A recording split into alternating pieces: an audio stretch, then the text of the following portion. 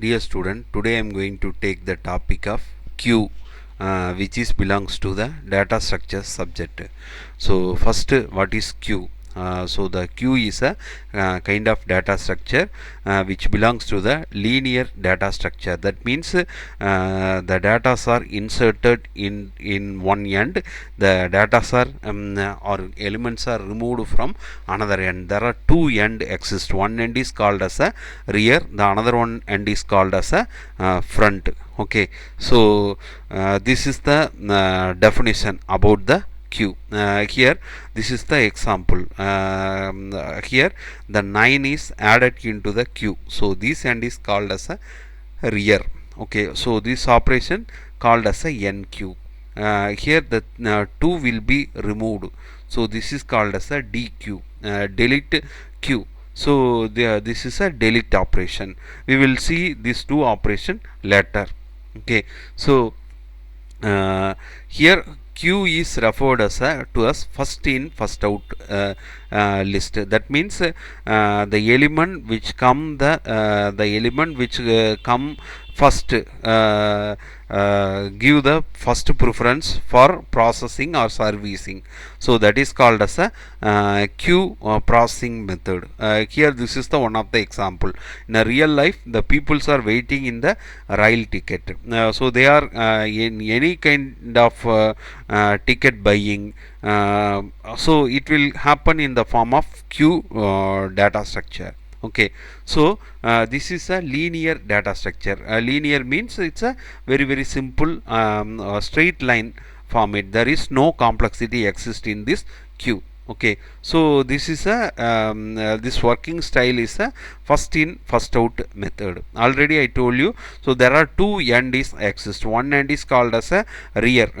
So this end is used for the inserting the element. The another one end is called as a front, which is delete the elements in the queue. Okay, so so the queues are queue element is represented in an array format because it's a linear data type. That's why we stored in the form of array, because array consists of a group of element which stored in the index values. The first letter first element is 0 up to n number of element can be added in the array. So that's why this is also working in first in first out method. That's why we use the array data structure. Okay, here so it store the queue element are storing a array element. So already I told you front and rear. Okay, so the index where the first element is stored in the array, so representing the queue. The rear means index where the last element is stored in an array, representing the queue. Okay, here this is the one of the example for the queue representation.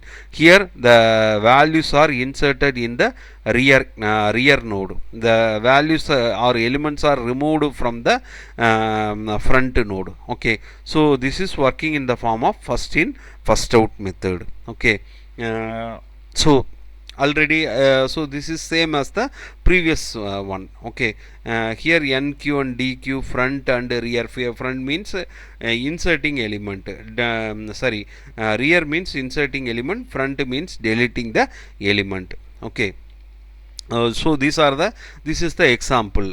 Line waiting to purchase ticket where the first person in line. So the first entry that will be removed from the queue. So this is a FIFO, first come first served basis. So this is the real time example. The person who enter first receive the movie ticket first. This is the group of person waiting for buying the cinema ticket. So it will they are forming a queue line. Okay, so the person who enter the last receive the ticket last. Okay, so these are the characteristics of the queue. Queue can handle multiple data. We can access both, and they are fast and flexible. So queue can handle multiple data because it working in the form of first come first serve basis. So we can access the both end, front and rear. Okay, it's a fast and flexible. This is the another one real time example. The one way path, the cars are moving in the form of first come first serve basis. Okay, so these are the basic operation exist in the queue. First NQ means so inserting element into the queue. Delete DQ means deleting the element from the queues.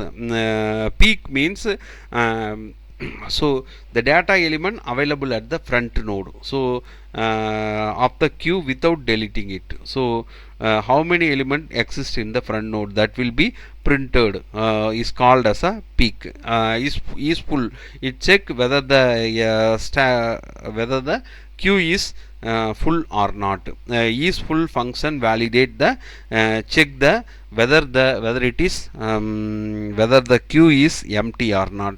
So this is the overall detail about the queue data structure. Okay, dear student, if you have any kind of doubt, please kindly give your question in the comment section. I will clear your doubt. Thank you, student.